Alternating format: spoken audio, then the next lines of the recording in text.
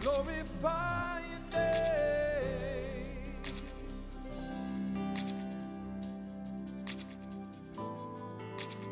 Oh, we glorify your name. The ageless world, we glorify your name. You were awesome, oh God.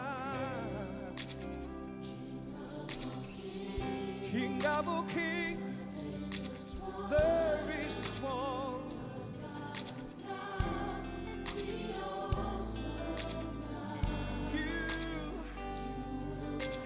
You cannot change. You are the one and only God. Oh, no one like you.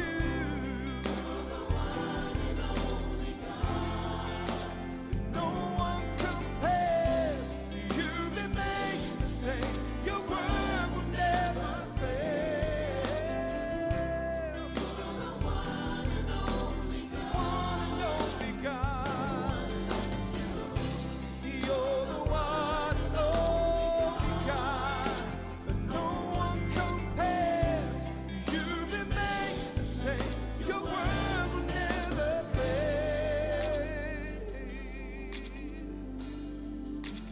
There is one Lord, there is one faith, one baptism, Father. Oh, you cannot change, 'cause you will not change, 'cause you are the one and only God.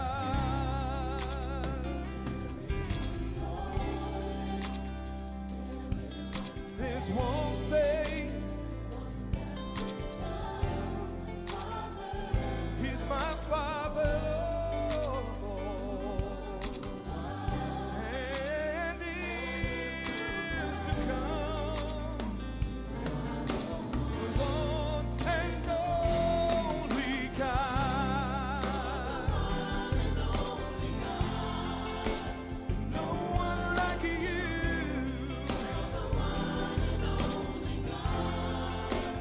No one compares. You remain the same. Your word will never fail. You are my God.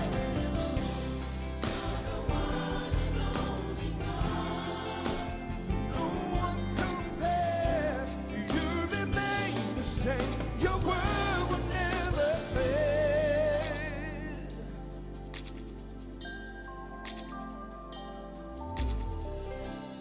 I praise you, oh my God. I praise you. Help me sing and say, I praise you. Maybe in the valley, but I choose to say, I praise. Maybe on the mountain, but I still choose to say, I praise. With all of my heart and soul, I choose to say, I praise you. Oh, I praise. In every situation, I choose to say, I praise.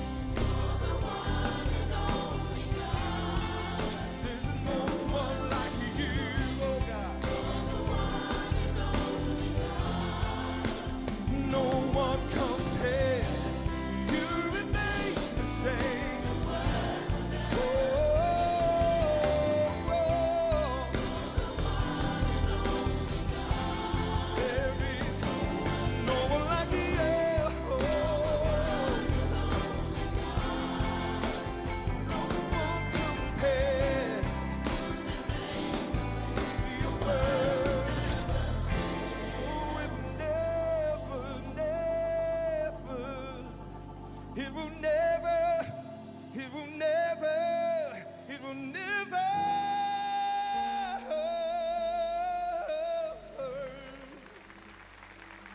It will never fail.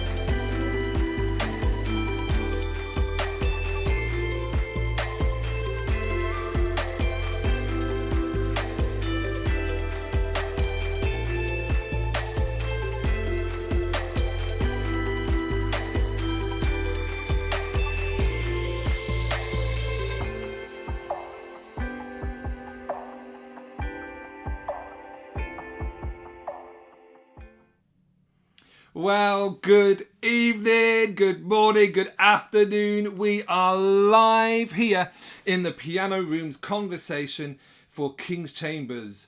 Piano Rooms Conversation. See what I did there? I tell you what, it's been a while. It feels like it's been absolutely ages since we've done anything live, since we've done anything chatty. Now, if you know the history of the Piano Rooms Conversations, you will know that we've had the most amazing collection of special guests and friends who've come on and poured their heart out and poured their testimony out into us, giving us some absolute nuggets of wisdom and pearls of gold, really, within the aspects of worship and evangelism and prophecy. Really, all of these broadcasts have been assigned by you, the listener. So originally what's happened is I put a request out and I said, hey, have you got any questions? Have you got any content that you want in? And then came in a raft of questions. And so we've covered very much the kind of the fatherhood, the fatherhood side of worship. We've covered the prophetic, we've covered evangelism. And now really it's the time of the songwriters and the time of the worship leaders to have their say. And so we've got a really special guest coming on tonight. But before I introduce her to you, it just for me to say that Christmas is just around the corner. Oh no, I've just said it. I know we're in October, but Christmas is just around the corner. And I'm really excited because it's the first year post-ish COVID that I'm doing in-person tour. Last year was very much online, which was fantastic, but this year you can come and see me in person, God willing. And so we've got concerts in Doncaster, in Folkestone, in Portsmouth, Mablethorpe, Cambridge, Grantham, Leeds, and so on and so on. So make sure that you're looking out for the information that's going to come out soon. Some of those dates are going to be solo dates, so there's just going to be me and a piano and a guitar. We're just going to have a nice intimate time. But a lot of those dates are also full band dates where we get to really party and celebrate the reason for the season, that is Jesus. So look out for that. Make sure that you are aware. If this is your first time to this page, you're most welcome. But what I'd love for you to do is to like and share this and get the word out. And if you're beginning to watch online, then why don't you comment and tell us where you're watching from, and we give you a big fat hello, great to see you. And who knows, you might even be able to ask a question live of our special guest, because this is live. It is not a pre-record. Oh no, this is fully live. So for tonight, my special guest, this is a absolute powerhouse of a lady. Her vocal is just mwah. Her worship leading is fantastic. But you know what? There is so much more to a person than a good vocal and, in a sense, good worship leading. There's so much more that goes in for you to see those things sometimes on the public arena. And so this session, we're going to go behind the scenes, as it were, of our guest life and ask them the questions that I think we all will want to ask and know about what takes place when you are a singer, songwriter, artist, worship leader, and all that. The list goes on. Now, I've been practicing this name, and I can see the said guest just off camera here, and see if I can get this right. Now, the pressure's I've really built myself up now, so the pressure is humongous on me. Okay, so the guest is Jenae, and I'm getting absolute thumbs up. So I have absolutely rocked it. So here we go. Let's have a chat with Jenae.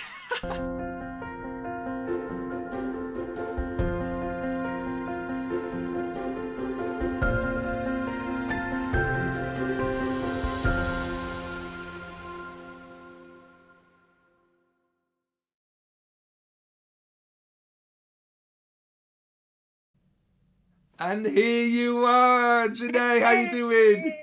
I'm really good. Well done. Well done.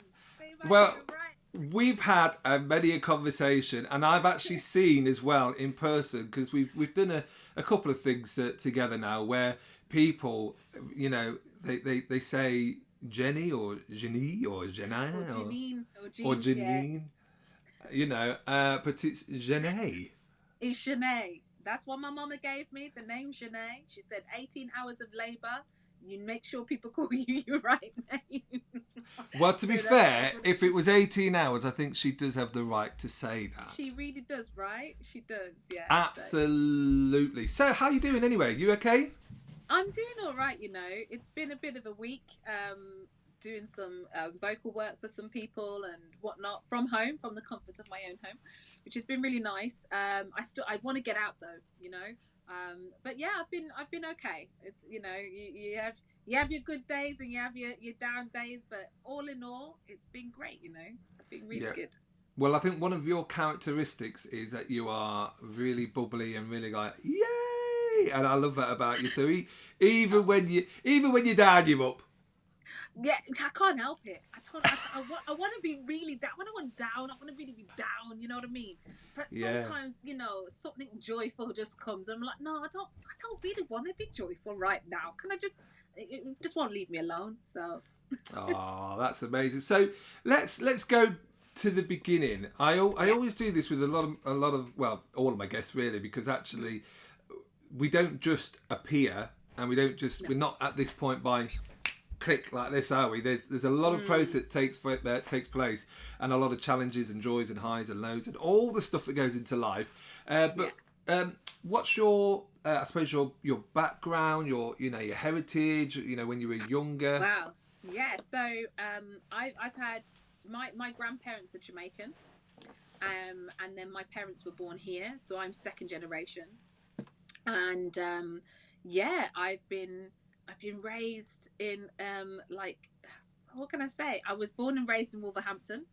Yam massive, How are you? Are you doing all right? The thing I remember at Wolverhampton, right? Because I grew up mainly in Coventry, right? Okay, we used to catch the train to Birmingham, and they always used to go calling at something like Coventry, Berkswell, Birmingham, Solihull, and then they always just go Wolverhampton. Yes, that's right. That's like right. That, and they go whoop doop whoop doop. But I digress. Sorry, but born and raised in Wolverhampton. Off you go. Born and raised in Wolverhampton. Love my accent. It's a mixture of everything. A bit of patois, a bit of Brum now because I'm now in Birmingham. A bit of London because I was there for 17 years. But we'll go into that. And born and raised Wolverhampton, and with my dad, my stepmom, and then my mum. My mum lived in London. My stepmom and my dad were here in Wolverhampton. It was really cool. And then when I was 16, I went to London. I was wide-eyed, and I moved to London. And yeah, that was what a teenager was going to do. Wow, the bright lights of, and was that to do music or something else? Yeah, so it was. I was going to go and live with my mom as well, and I really wanted to be with my mom at the time. And but mostly it was to do with performing arts. So musical background. My family, my dad loves music. He can really dance as well. My mom was a gospel singer with a group called Remission. Wow. Dalton Kerr and Yeah. Carl McGrath, all of those. That's what I, as a child, that's what I knew. So I was always surrounded by music anyway. And performing arts was something that I felt had everything, the music, the dance, and whatnot. So going to London was just like a no-brainer for me. I was like, I'm coming out the small town of Wolverhampton, and I'm setting my sights on London and the West End and Wow. all of that. At 16, I didn't even wait for my GCSEs to come through. That's how desperate I was to go there. Wow. And I'm glad I did. Yeah, I'm glad I did. So yeah. When did I suppose sort of Christianity, faith, decision to follow Jesus? When was all that? And well, you've got. I was that kind of person who. Well, I was that person who thought I was a Christian because my mum was, and she sang, and we'd go to church. And when I was with my mum, I'd go to church, and when I. And it was always there. My best friend, we'd sing, the youth choir, all these different things we'd do. And I just thought, yeah, that's it. I'm a Christian. My family's Christian. That's what it's about. And then 16, got to London, and, we were, I'd say the back ends of Hounslow, because that's where I was, near Heathrow. My mum was an immigration officer. My stepdad was a flight attendant. So we were like the Heathrow people, Heathrow people. And yeah, I there was a church in Hounslow, Hounslow Pentecostal Church. I believe that was Elim. I think they're Elim as well. And one night, my mum had said, we're going to church. And I was like, yeah, let's go, because I'm a Christian. This is what it's about. And who did I see there but Cannon and Ball? And I was like, huh? Cannon and Ball? I was like, from the Grand Theatre in Wolverhampton, that Cannon and Ball that I remember growing up. And they were there, and I was like, what they're doing in a church? First off, I was like, this is really weird. And I was like, I'm looking around at other people, and I'm thinking, do you know who they are? Like, this is mad to me. So, and it's performing arts and it's comedy, so I loved it. Wow. And then they started to tell their testimony. It was just amazing, absolutely amazing. And then the penny dropped. Wow. It dropped, and one of them, I can't remember who it was, but they just talked about the alcoholism and how how they came away from that and turned their life around, and because of Jesus and that. And I was like, yeah, that makes sense. Yeah, I'm a Christian, I know that. And the penny dropped when he said, just because your family's Christian, it doesn't mean that you are. You have to personally make that decision for yourself. And I was like, huh? I was like, what? Yeah. I was like, it's like, where did I couldn't believe I missed that. And it freaked me out. It literally freaked me out. And I started to cry, and I cried and I cried. And I turned to my mum, and I felt this was the time to tell her every sin I'd possibly done. Mom, I'm doing this.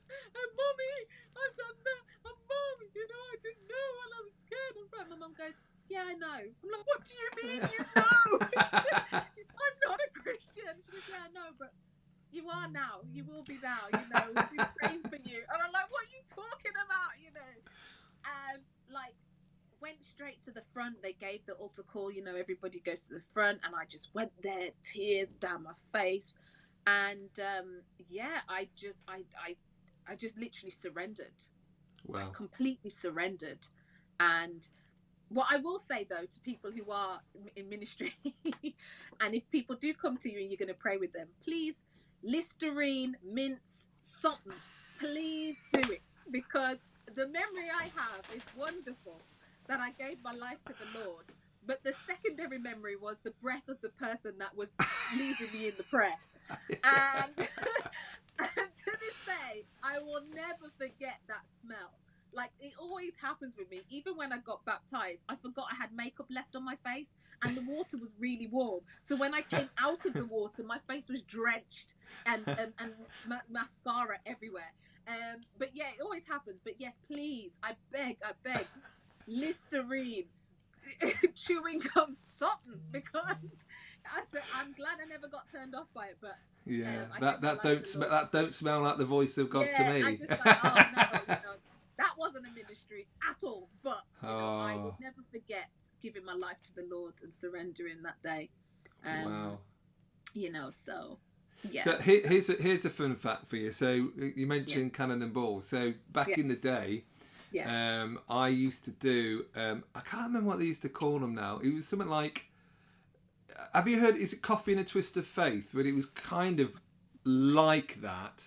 But what it was, and I use these words like lightly. Celebrity Christians.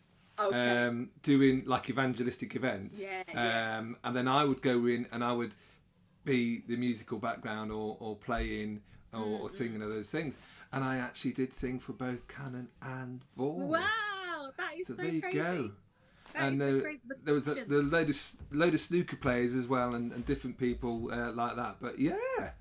So it impacted me. And I'm here today because of that. So amazing. Absolutely phenomenal. So what age was that again? That was I was 16. 16. 16. And and were you actually ministering? I don't know what I just do. I'm going to do that for everything now. Beforehand. You know what I mean. But were you ministering? Were you like sort of singing in church then as well and ministering and before? I think. Coming to London, I was exposed to more because I had more of a decision to make for myself. I could go to church, I could do different things. There was always youth group and things like that. So after Hounslow Pentecostal Church, I was actually dating somebody who, at my college at the time, whose friend was doing the cell groups, because cell groups came in, right? And I never used to like the word cell. I used to think, oh gosh, we have to be at somebody's house instead of prison. You know what I mean? Like cell, like it's a prison cell. I never liked the word, but it was a cell group, a life group, whatnot. And he was being invited, so he said, "Oh, why don't you come along to my life group, or cell group?" And it was there, and the youth, the young people, I just absolutely loved it. And so for youth-wise, it wasn't necessarily me doing any ministry or stuff like that. It was at the beginning, it was very much me getting to know everyone.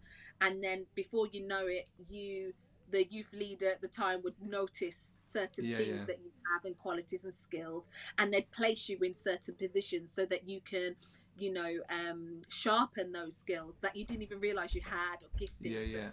So then you started to work in there. So and that's I suppose the reason why I asked was it was to see whether there was like a head shift or heart shift when because you spoke about the realization and it kind of whacked you in the face. So if you were like singing gospel or singing Christian songs or worship songs within the church setting before that, then when that revelation smacked you in the face, I'll just be intrigued to know what the heart shift was, if and what you were feeling and sensing.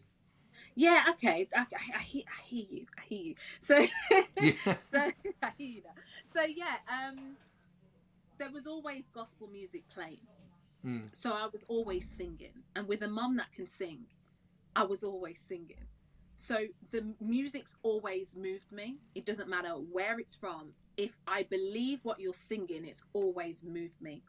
So I've always been singing gospel, what people would say secular, who's not talking about Jesus, but you can still see his thread through the songs.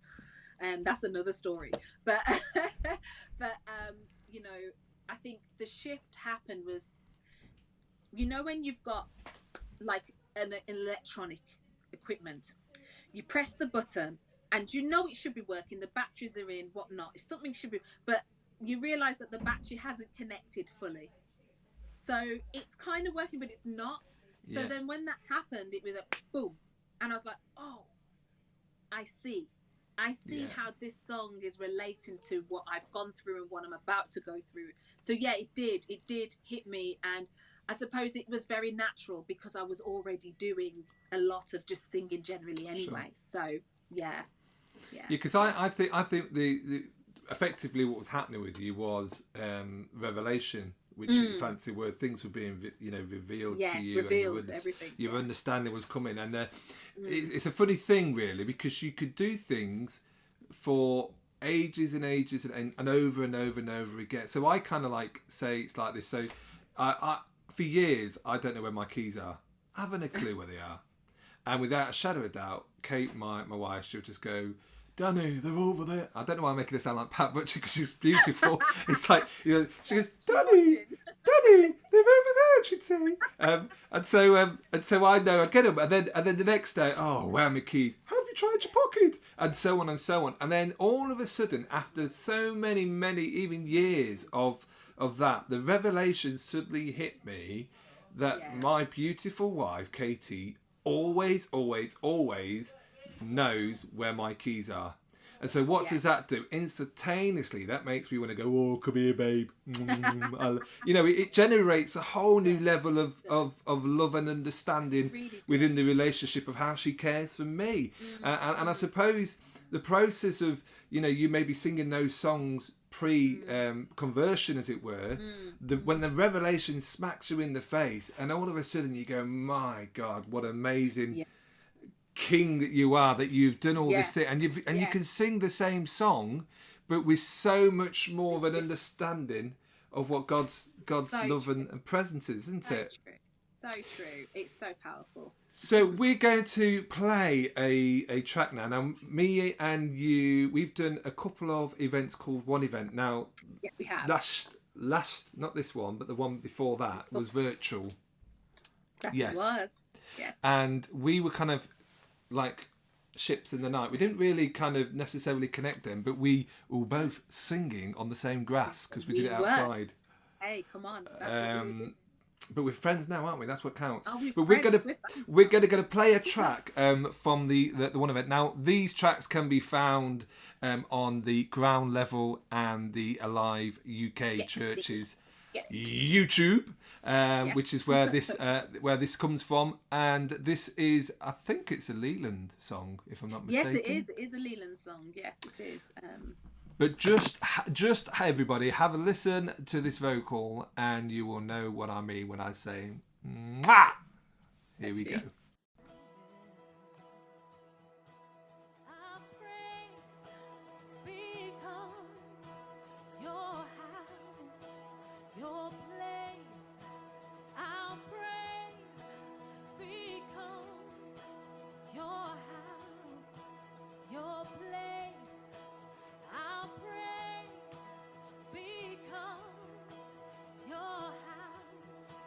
Your place, I'll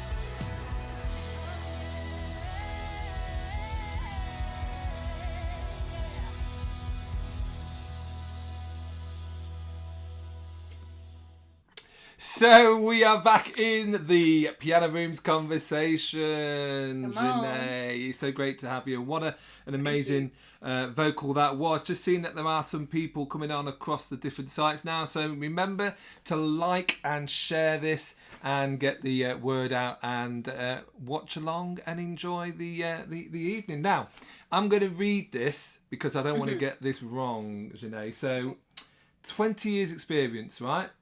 So I'm going to read your highlights because there's some pretty beefy stuff in here. So we got Ray Morris, FYFE, Fife. Okay, Yeah. Fife. Jake Isaac, wow, that's amazing. And then London Community Gospel Choir. We'll come back to that because that's really cool. But because of that, you sung with Madonna, Tom Jones, the 1975, and Justin Timberlake. You've toured Japan. I tell you what, you've got a massive kind of collection there of, like to use your words earlier, exposure to different things in different places. So out of those highlights, what do you want to talk about? Because I think there's something juicy in there. Oh, there's lots. Yeah, you know, I can only thank God for the opportunities He's given me, even when I've been really scared, as like a proper scaredy cat. My husband's just said, "What a low key bio." I see. Yeah, I know. He helped me with the bio as well. There's just so much that God has enabled me to do in my short span of years. I'm 36 next week, Wednesday. So you know, we thank God. But yeah, like, oh wow, what can I tell you? Singing. If I didn't have singing, I don't know what I don't know. I just don't know what I'd be doing. Sure. Been able to sing with my husband as well. He's an artist. He's a spoken word artist, and write with him. I write as well. I think the highlights for me personally is where the foundation started. All of those things that I've done and things, maybe that's why it's low key, are all blessings. But if I didn't have the foundation, I wouldn't be doing those things. And the foundation has always been those people who have mentored me and those people that have really sharpened me, helped me to work with the spirit of excellence and not just half-hearted. And Wow. when I have been like that, they've really, really come for me and said, "Jenae, you need to fix up," you know. And you know, I mean, going to Japan was part of ministry from the church I was in London, called Ealing Christian Centre, pastored by Pastor Richard Buxton and Regina Buxton. I was there for 17 years, which is like, that's crazy, or 16, 17 years. So I spent most of my formative years growing up there and being trained with by Sam Blake and his sister Ruth Trevovicic. I can never say her name properly, but that's what it is. And just around a lot of those people who really shaped me so that I was able to take those leaps of faith and go where everything in me was saying, hide. I think Japan was amazing. Japan was absolutely, I did that twice, absolutely amazing. So yeah. Well, I mean, we've got. I mean, just look. I'm just looking at these comments here. So we got. Let's get that one up. Can I get that one up? Tom Jones. It says, "Tell me about Tom Jones," and then Oh my gosh. Neil down here's gone. It's not unusual. So it isn't unusual. I'm gonna let you in on a little. You know what? It's gonna come out anyway because my husband will just message it in there. I absolutely love Tom Jones. There it is. Okay, so Tom Jones was at the Michael McIntyre big Christmas show, the big show at the in the West End, and we were singing for Tom Jones. That was part of LCGC, London Community Gospel Choir, and like I've always felt that Tom Jones is so. I can't believe I'm saying this on the live, but he is a really good-looking older man. Okay, he's aged well. Okay. And I don't know, he's just so lovely as well. Like in real life, he's just lovely. He's such a lovely guy and very open, just open and welcoming and stuff, and just really lovely. And anyway, one of my birthdays, my husband, bless his heart, got me a mug with his face on it and my name on the bottom. because he was like, well, it seems like you must love him more than you love me. I was like, yeah, actually, fine, I'll take the cup, I'll use it. I think he's hidden it now, though, because I can't find it anywhere. But Tom Cruise was amazing, absolutely amazing. Well, I must admit, if I was ever on The Voice, then I would probably choose that gentleman to be my coach too. Of course, he's amazing. He's just like vocal gold, isn't he? So, between the two, and you probably won't be able to necessarily choose between the two, but I'm going to have to make you go. Singing collectively in a choir or singing solo? Oh. Because I know both are a passion, actually, which is why I knew it'd be a difficult question for you to come and. It's so difficult. I loved singing with LCGC, and going touring with them, also singing with them, singing with the greats. You got to understand. There are some singers in there. Yeah. There are some anointed singers in there, and not only that, they are not just singing within the choir. They're backing vocal in for Burna Boy, you name it, Hone. Who else are they backing? So Stormzy, quite a lot of it's a passion, and when you're standing next to people with that same spirit and want to express themselves through song and do it effectively, it's just amazing. Solo career now. I love being on stage. I love the stage. I love being able to be supported, because you're soloing and you're singing by yourself in terms of you've got the mic and you're leading, but you are supported.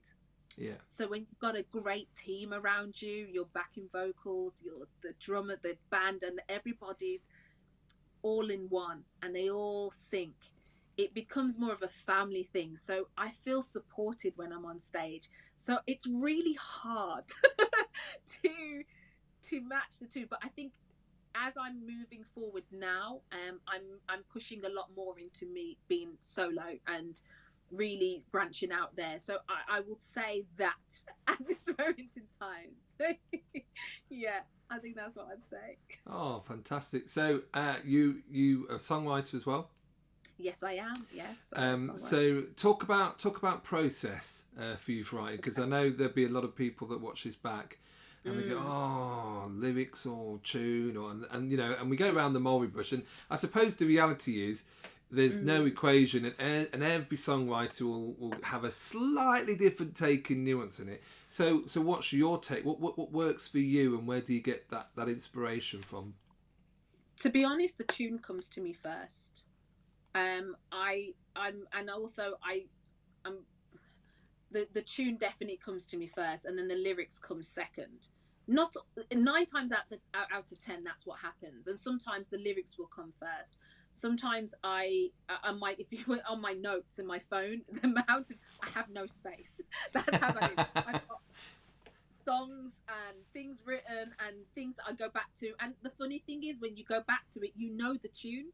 You could have written it 3 years ago and not thought about it, and you go back and go, oh, I know how I sang that, and it just comes so naturally.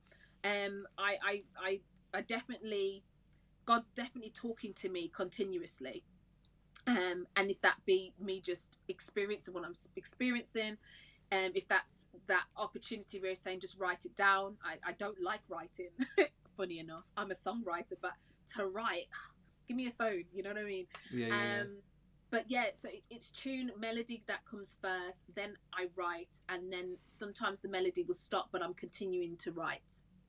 I love collaboration. I love collaborating, because there's always another perspective of somebody else's perspective on maybe that you're doing. But yeah, that's how I do it, and I get bits and pieces. I think I'm very good at hooks and choruses. Very good at hooks and choruses. Verses I find very difficult, but yeah, I love the process. I really do. Oh, another comment here. So I think you're slightly underselling yourself here. Look, you're also solid at ear for melody. You're always Yeah. hearing new melodies. Oh, that's nice, isn't it? He's just so lovely, isn't he? Like, Ah, that's my husband. He's I would have come and give him a cuddle too. But he Ah, gave me my peppermint tea and my dumplings, so I'm pretty happy at this moment in time. But yeah, I melody, tunes, things like that. I could just make something up. I could hear something in the street, and it would just come to me, and I'm like, oh, that's really cool. And then I could just be singing it, and then I just have to record. So anytime I've got it, my phone has to be with me. Record it, la la la la la, and then put it away. wow. But yeah, I love the process. So, what's the longest time it's taken for you to bang out a song then until you kind of go, that's it? Because we all have that moment. So some songs just go, choop, and they're there in a minute, aren't they? And other times, you can be there for a while. So what's the longest space you've sat on a song before it's like come to full flourish? Wow. It doesn't take long for the songs that get placed on my heart to come out. What takes long is being brave enough to put them out. Okay. So for me, I think maybe the longest it's taken me to put out a song was when I did Ruby Red. I wrote Ruby Red, which was the first single I released at the top of COVID. I wrote that before I left London, which was coming up 4 years ago now. Wow. I wrote that a while, and it was based on I was doing alternative provision and working with young people who were on the fringes, kicked out of schools in Peru's or whatnot. And I was working with an organisation called TLG. So we all know good old TLG. So I was there in West London. Amazing team, amazing organisation. And there was a student I had, and she touched my heart, and she reminded me of Dorothy from The Wizard of Oz. And that was a journey, that was a process, but the song was always there. And what clinched it for me was when she said, I'm doing all these wrong things at this moment in time, and one day I might find myself on the street, and then I'll be wondering, where am I? And I just want to go home. Everything would just lose its edge, and I'll just want to go home. And that just touched me. Like, this is a person who wants to come out but doesn't know how to, but one day she believes that it will get to a point where she'll have no choice but to go home. Wow. So I always called her my little Dorothy. That's not her name, obviously, can't say what not, but and I don't know what's happened to her since then, because obviously you can't keep in touch, but I've always prayed that one day I will see her again, and she'll be in the place that she wants to be. And that's where Ruby Red came from. Wow. Ruby Red Slippers. And it was based on her story, and that one day she will go home, and find her place again. And that song's for her. And she has no idea, but maybe she will do.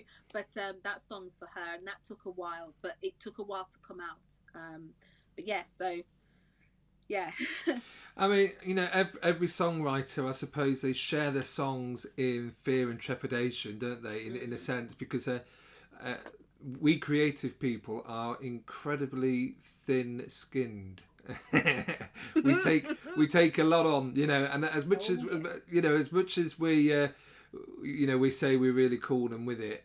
Actually, one of the things that I think a lot of creatives fight is that need for acceptance, or that need for this song or this music or this whatever it is amazing, and some of that is because it's attached so much to who we are and the journey that we've been on to be able to create that, isn't it? But I just encourage certainly any songwriter to share your songs.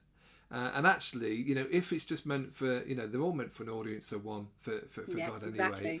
And if that's all it goes to, then that's just as valid as another song that goes round the world, because it's a part of your story. It's a part of what God's done through you and in you. Yeah. And actually, sharing songs, taking some constructive criticism, if you want to call Right. it that, or guidance, Oh, yes. is really, really, really, really important. I can remember one of the songs that I did, and I sent it out, and basically everybody came back and went, and I was like, what? Completely crushed, and going, yeah, but you don't know what a journey, what valley on the hands and knees, and the sweat and the tears and all that stuff that I went through to get that song out, and now you're just telling me that.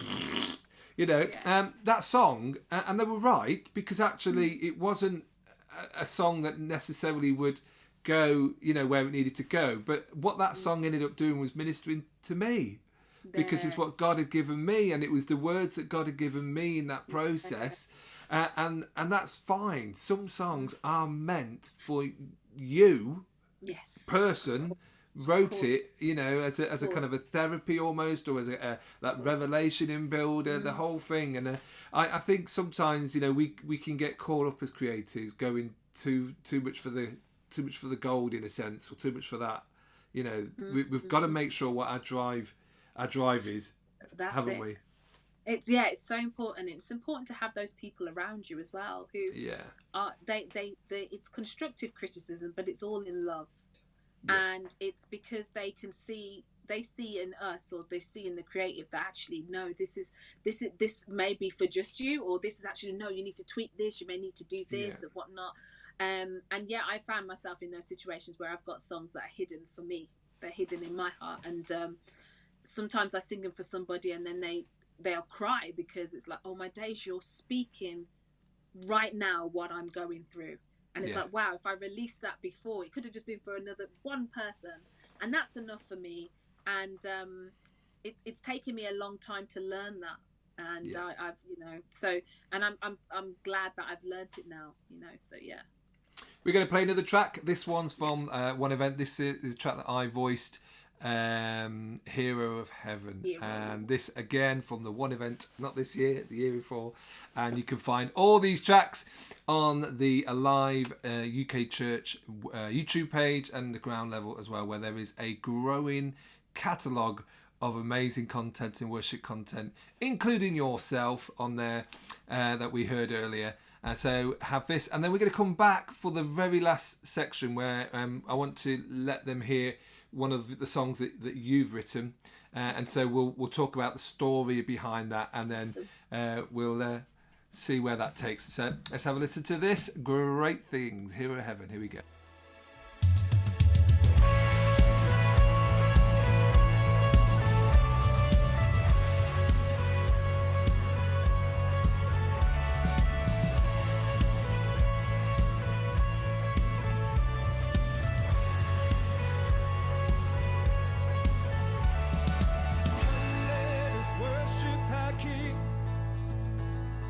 Come, let us bow at his feet. God, you do great things. See what a Savior has done. See how he love overcome. God, you do great things. God, you do great things. Oh, hero of heaven, you conquered the grave. You freed every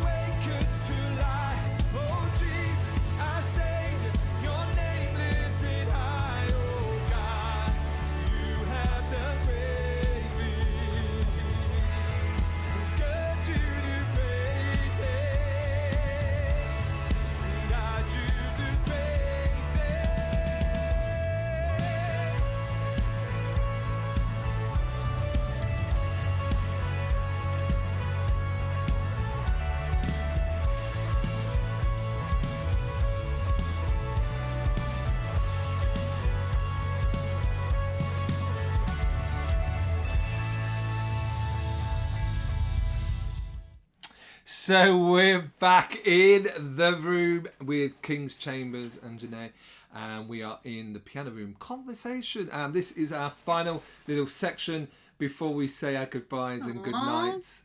It's been a great evening. I've absolutely loved chatting with you. And I was just thinking when we were looking at that video there and the video that we showed earlier, how funny it was that we were doing that when it was getting dark, plus it rained every so often. So what they don't know is that we had cars off the cameras, and all the boots were wide open, just in case when the heavens open, literally grab the nearest thing to you, leg it, shove it in, and then wait for the rain to stop, and then come back out and do it again. And we all had our own individual little like microphones, all Yes, COVID we did, but it was cold though as well. It was actually really. I felt so. It's like you're singing in the cold. Like, so yeah. I remember it being really cold, and I thought, oh please don't let it rain whilst I was singing Habit. Please don't let it rain. But it was great fun. Very windy, but great fun. It was great fun. So, the track that we're going to play is off an album, is it, or is it on its own single? So it's its own single, but it's a song done with a group called the K Collective, and yeah, so it's part of a compilation of different people, different artists that worked with K Collective. So I'm one of them. So I was the second artist that came out with this song called Colours. Colours. So talk to me about it. What's the story? Well, yeah, so Colours, basically, everybody went into lockdown. Everybody was like, what's going on here? We all found ourselves at home 24/7 with our partners, our children, and, we weren't at work most of the day. The kids weren't at school most of the day. Everybody was home. So you are exposed, and you start to see things that you have most probably put at the back of your mind that needs to be dealt with, or things like that you've been going on. So I felt God, as much as the pandemic has been what it is, and it's we've all lost somebody, through it, I still felt that there was a reason why God allowed this to take place. And in that process, I believe he was showing me personally, and my husband Kwesi, also known as Mr. K, spoken word artist, that there was areas within our marriage that needed some tweaking, an MOT on. He put it like a garden.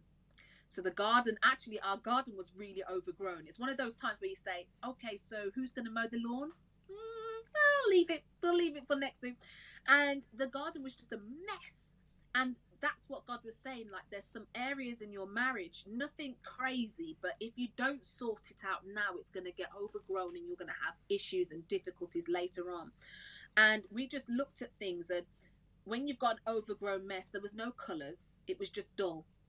That's how we felt. We felt things were dull. We're very great musical partners, and it come like we're great housemates in one respect. Yeah. And that can be quite dangerous when we work together and we do a lot of creative. That's not us being together, that's us working and doing creative things, but actually being together as husband and wife, and going, oh hello husband, oh hello wife, I haven't seen you for a long time, what's happening? We used to ask this question, how is your heart? Instead of saying how are you, you say, oh, I'm okay, I'm fine. But if you ask the question, how is your heart, it's like, oh, you can't escape from that. That's something you need to speak about. So that's where colours came from. God's saying, I want to inject colour back into your life. I want to inject colour back into your marriage. And this time you have all the time in the world now, because you're home, to really focus on it. And that's where colours came from.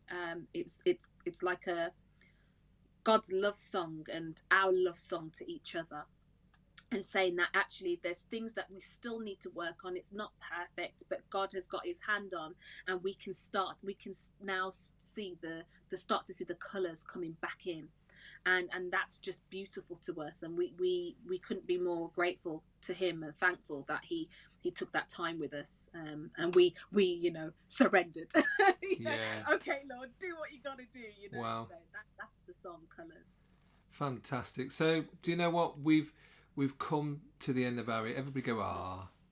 Oh. But, you know, we're going to listen... You're going to listen to your track. And next week, just so that people know, I've got another outstanding, insane vocalist, Remy, from London. And that one's actually a pre-record.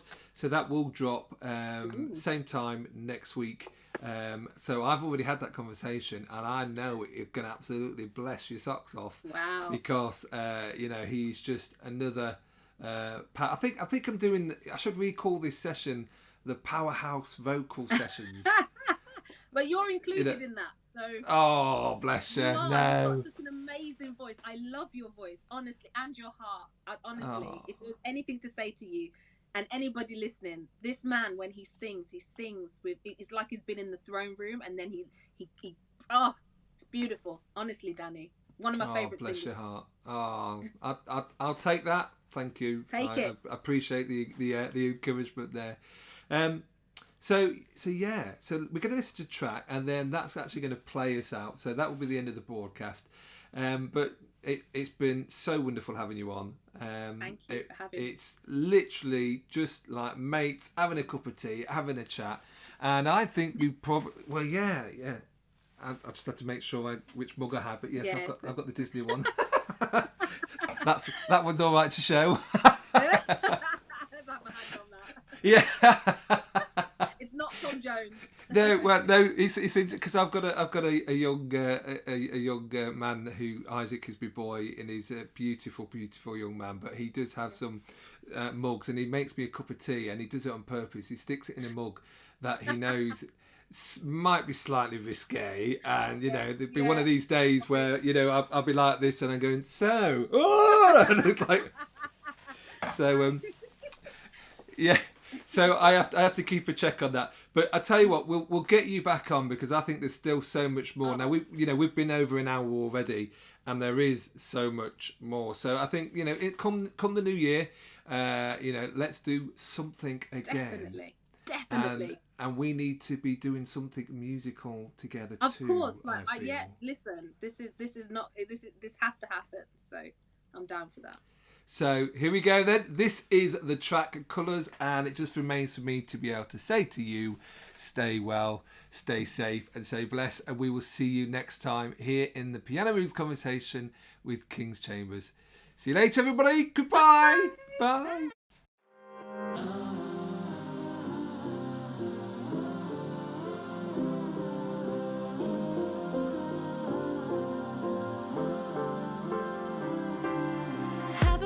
Something's broken. Can we have a conversation? I hate living life with strangers. I think that we need to fix us. Oh. Let's find a way, let's find each other. We can start to take the mask off. We can turn the lights back on. Gave you my hand, 'cause you gave your heart. We brought this life together. Coming closer makes it clearer. Finally, I see all of you and me, who we're meant to be. Can you see? I see us in color. Beautiful. If you hold me, I'm holding you. Even when our days are blue, we still paint it beautiful. 'Cause it's him we lean on, the one who's keeping us strong. He's showing our portrait on his canvas of love. Let's find a way, let's find each other. We can start to take the mask off. We can turn the lights back.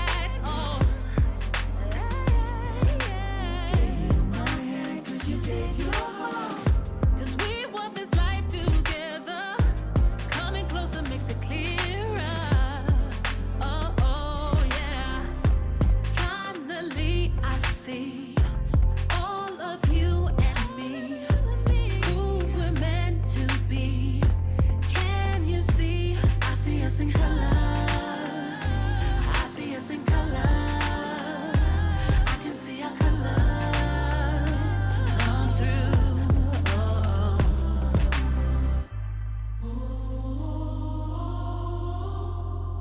Colors coming to life, painted up in the sky.